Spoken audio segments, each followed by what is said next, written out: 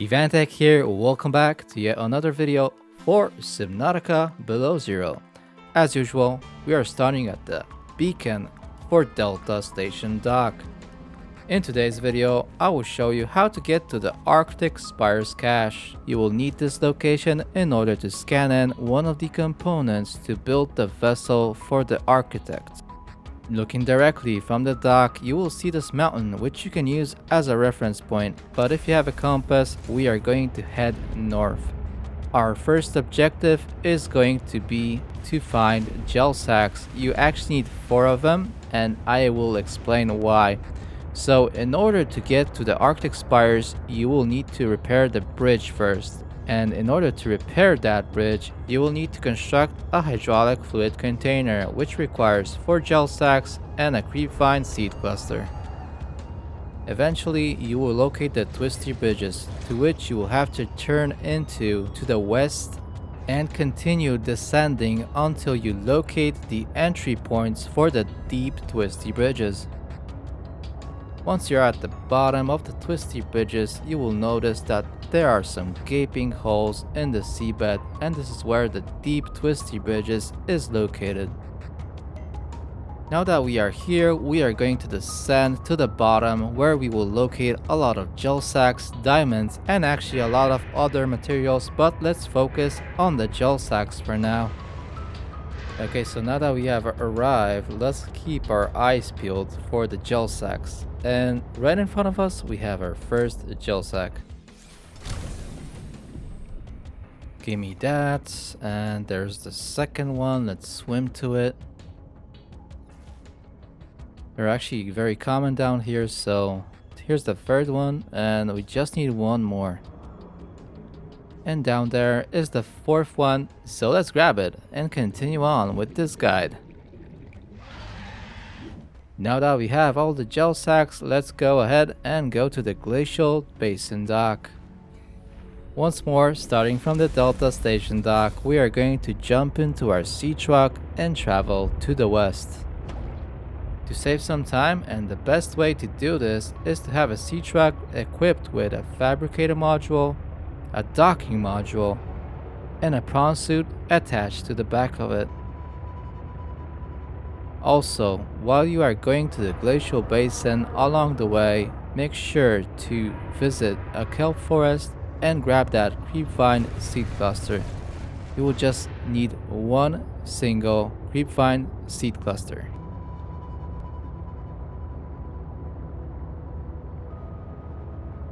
Make sure to subscribe and hit that bell icon so you get notified about future uploads and streams.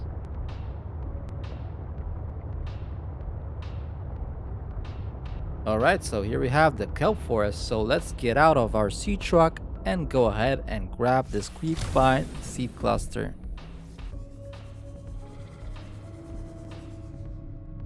And let's grab this.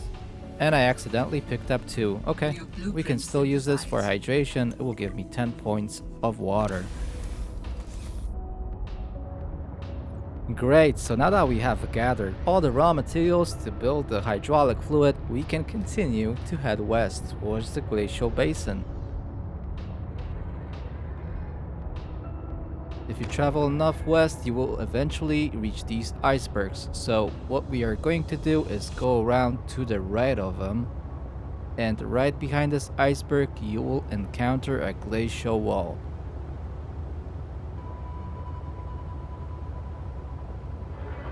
And this is where we want to turn to the right and follow along the wall itself. So these jellyfish spawn around the glacial basin. So let's travel to the north and past them. Around this corner, we will find the Glacial Basin Dock. And this is where we want to get off.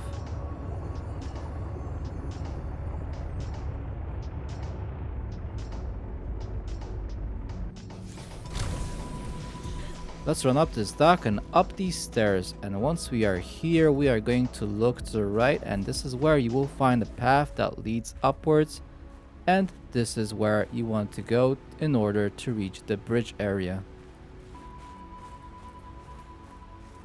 Keep in mind that once you're out of the water, the thing you have to take care of is managing your heat.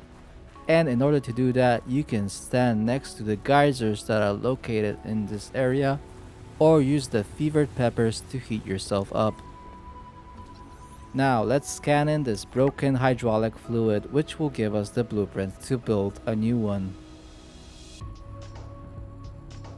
Since we have the blueprint now, let's build the hydraulic fluid. So you can either use the fabricator that you brought along with your sea truck, or you just have to go back to your nearest sea base which has a fabricator and build it there.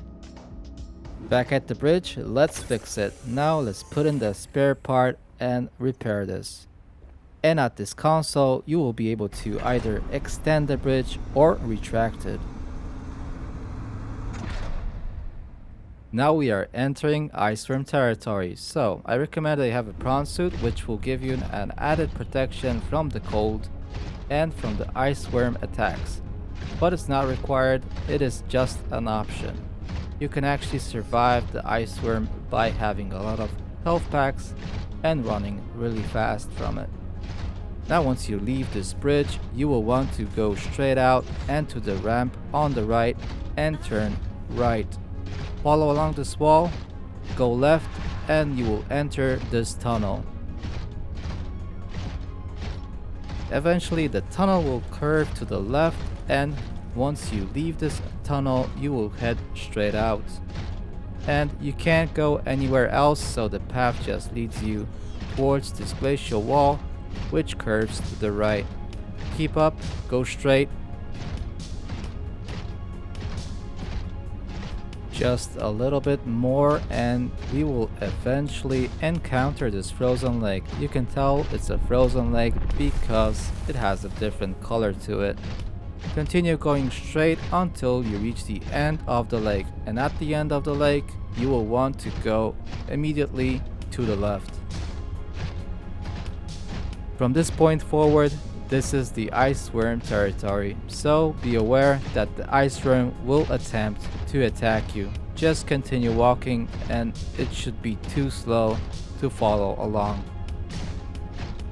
Okay, so if you followed along and went left, you should reach this little area over here. Enter through the crack, and once inside there will be an open area that has these little icicle formations. And once you reach this area, you will have to look to the right, and this is where you will find the tunnel that leads out. Once you exit, the thing you will be looking for is the Arctic cabling.